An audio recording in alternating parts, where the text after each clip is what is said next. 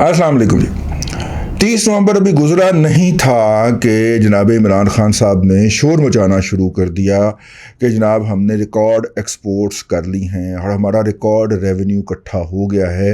यानी महीने की अभी जो प्रोजेक्टेड जो फिगर्स थे, यानी मुतवक्कुफ फिगर्स थे, उनकी बुनियाद के ऊपर जनाब इमरान खान साहब जो थे और उनके जितने भी भोंपू हजरात हैं वो फुल थ्रॉटल जो थे वो शोर मचाना शुरू हो गए। हमें भी कुछ लोगों ने ये भिजवाया, तो मैं एक प्रपोजिशन आपकी खिदमत में अर्ज करने लगा हूँ। 2.9 अरब डॉलर का लेवल टच किया है नवंबर में, और प्राइम मिनिस्टर को ये पहले पता था। 2.9 अरब डॉलर की अशिया हमने बरामद की हैं, और नवंबर में हमने 34% या 34 कुछ परसेंट, हम 35% कह लेते हैं, 35% ज़्यादा टैक्स इकट्ठा किया है FBI ने।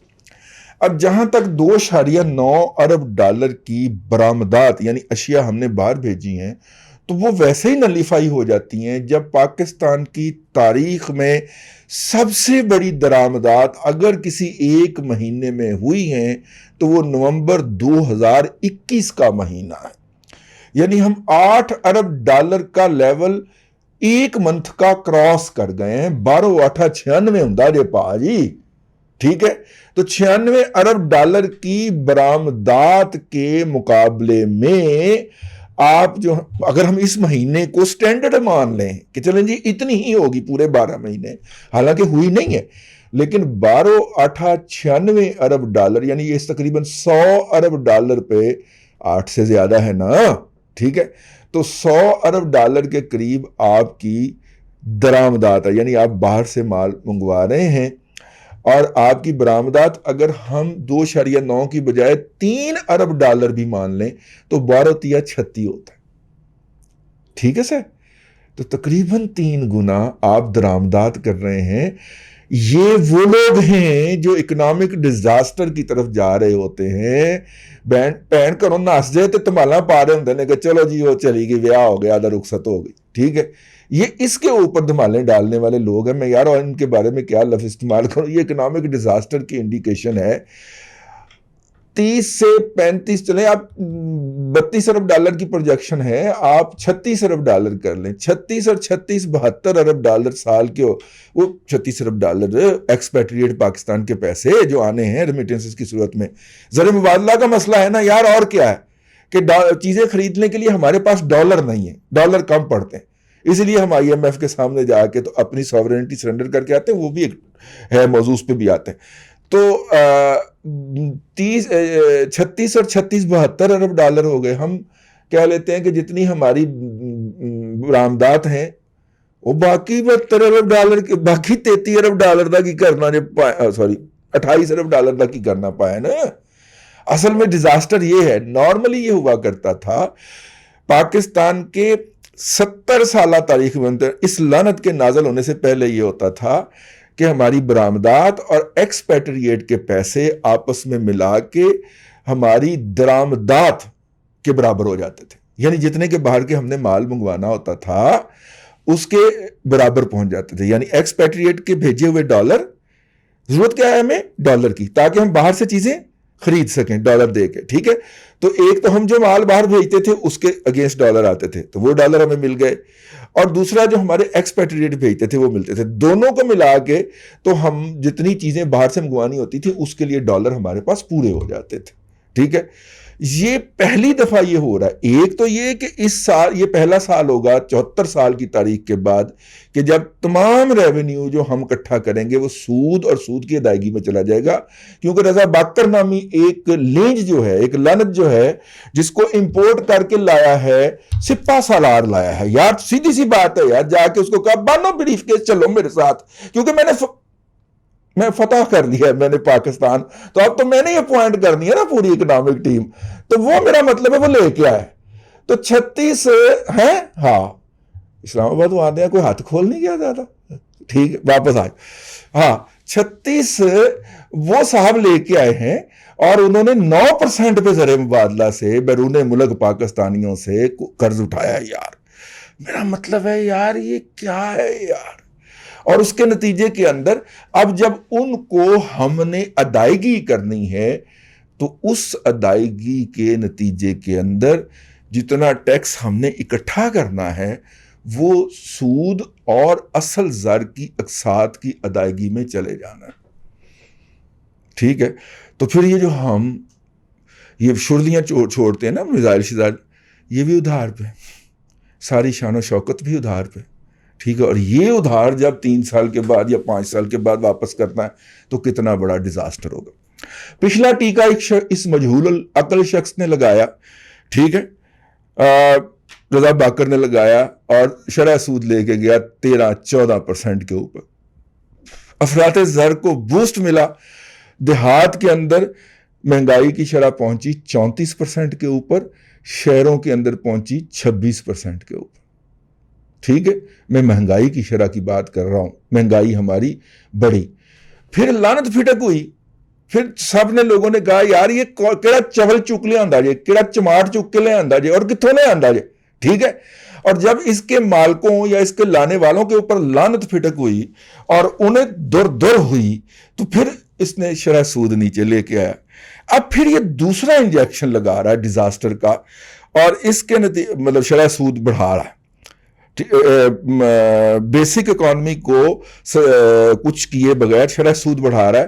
تو 30 نومبر کا ڈیٹا جو ہے ڈاکٹر فرق سلیم صاحب نے شیئر کیا ہے کہ انہوں نے بتایا ہے کہ شہروں کے اندر پہلی دفعہ مہنگائی کی جو شرح ہے وہ 27% پہ چلی گئی.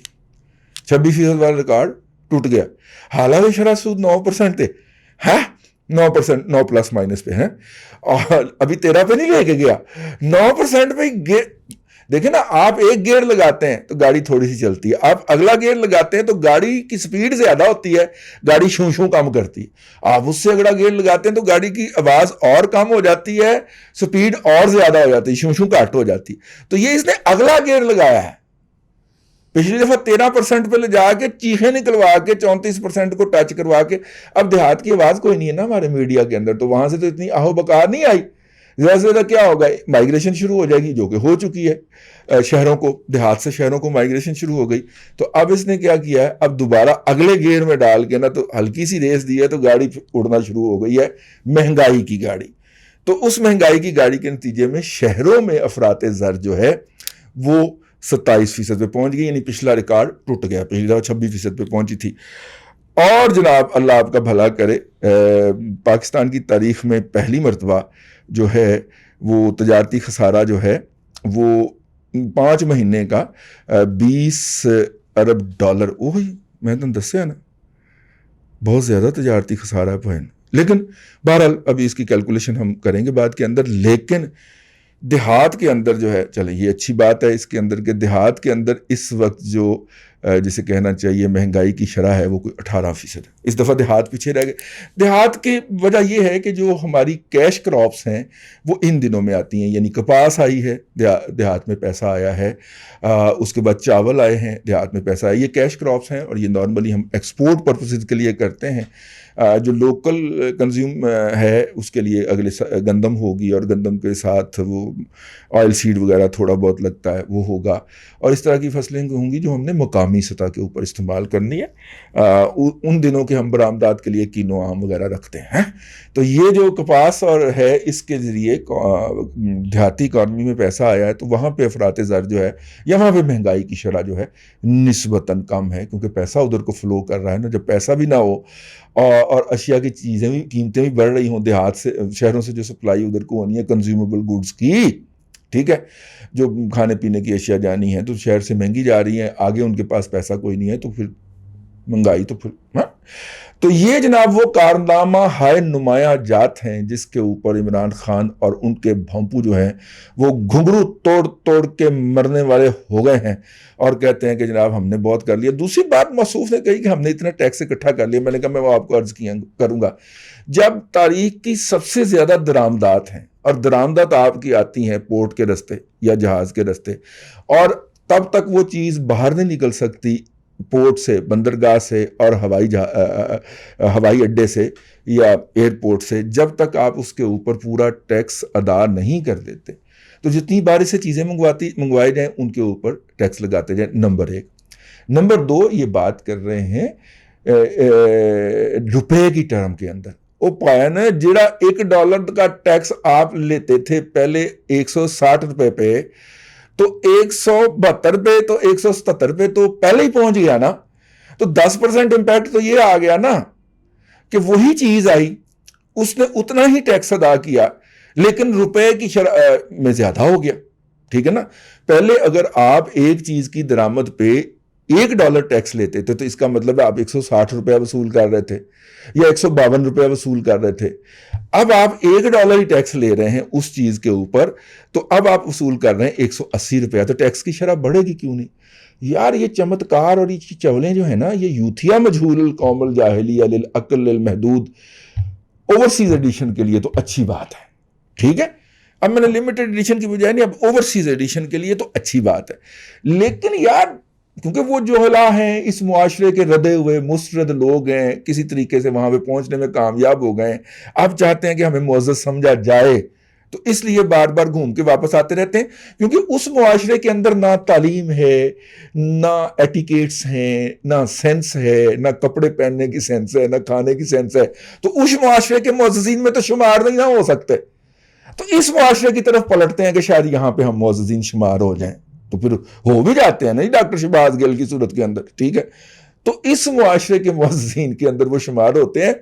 نہیں، ڈاکٹر شہباز گل تو خیر HEC نے بھیجا تھا اس کو پوسٹ ڈاکٹریٹ کے لیے، اور جس دن موصوف وزیر بنے ہیں، ہمیں ڈاکٹر صاحب بتا رہے تھے، وہ کیا نام ہے ان کا، اویس سلیم صاحب بتا رہے تھے، وہ وہاں پہ یونیورسٹی میں پروفیسر ہوتے ہیں، کہ جس دن یہ موصوف وزیر بنے تھے اس دن میں نے ان کا تعارف کرنے کے لیے گوگل کیا تو HEC کی ویب سائٹ کھلی، اور HEC نے اپنی ویب سائٹ پہ باقاعدہ موصوف کی تصویر، نام اور پوری ڈیٹیل ڈالی ہوئی تھی کہ اے بھگوڑا جے، اور یہ بھگوڑا جو ہے یہ یہاں سے پوسٹ ڈاک کرنے گیا تھا امریکہ، PhD اس کی ملائیشیا کی ہے، تو اور یہ فرار ہو گیا اور واپس نہیں آیا، یعنی لمحہ موجود میں یہ جرم جو خود کر رہے ہوتے ہیں اس کا الزام دوسرے پہ لگا رہے ہوتے ہیں۔ اب یہ ڈاکٹر شہباز گل بھگوڑا سرٹیفائیڈ HEC کی ویب سائٹ پھر ہٹوا دیا، وہ دی بھن ایویں اس لیے اپوائنٹ کی تھی نا کہ اس نے سارا گند ہٹایا جا کے، ٹھیک ہے نا۔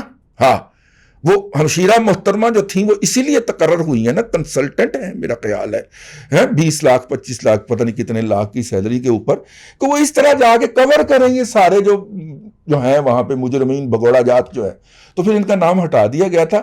ڈاکٹر اویس سلیم نے وہ ریکارڈ لے کے رکھ لیا، وہ ٹھیک ہے۔ پوسٹ ڈاکٹریٹ میں موصوف جو تھے وہ بھگوڑے ہوئے تھے، تو خیر بات جو ہے اس طرح کے لوگوں کا پھر مطلب لگ جاتا ہے نا یار پاکستان آ کے، تو پھر یہ صورتحال ہوتی ہے۔ خیر ایسی بات دوسری طرف نکل گئی، تو یہ ان کے لیے کنزمپشن کے لیے ہے، اور آپ واٹس ایپ گروپوں میں جس کے ذریعے ان کو گمراہ کرتے ہو 5ویں پشت کی دوگلی ابلاغی جنگ کے اندر، جو پاکستان کے مطلب کہ اتنے زیادہ دفاعی بجٹ کے علاوہ فنڈز لے کے آپ نے اسٹیبلش کیا ہوا، یار اس میں تو یہ گمراہی پھیلایا کرو، اس میں تو یہ بکواسیات کیا کرو، سامنے آؤ گے تو یہ ڈاکٹر فرخ سلیم جیسے یا ہم جیسے معاشی صحافی یا خلیق کیانی نے سب تو بڑا بم پھوڑے آج اپنی خبر دے کے، اور حکومت کے یعنی حکومت کے اس حجلہ عروسی میں جو پٹاخہ چھوڑنے کا جو فریضہ ہے وہ حضرت قبلہ خلیق کیانی صاحب نے سر انجام دیا ہے۔ ڈان میں ان کی رپورٹ چھپی ہے، وہ ملاحظہ کر لیجئے، میرے گلوں ہی نہیں پایا، ٹھیک ہے۔ اللہ آپ کو آسانیاں عطا کرے اور آسانیاں خلق خدا میں تقسیم کرنے کی توفیق عطا کرے۔